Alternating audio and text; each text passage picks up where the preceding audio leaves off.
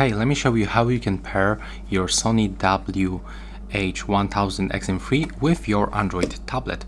So first of all, we have to power off our headphones by using this power button.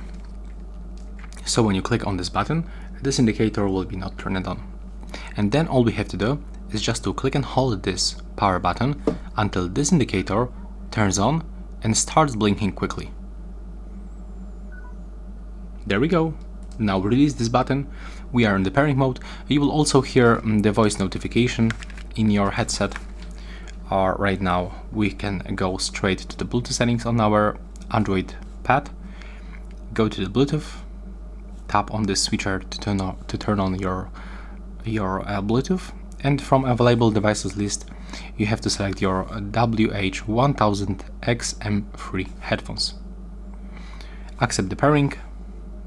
And as you can see, right now we are connected. We can also use the Sony headphones application that we can download from the Google Play Store. If you want to know how to do this, I'm gonna put the second video into the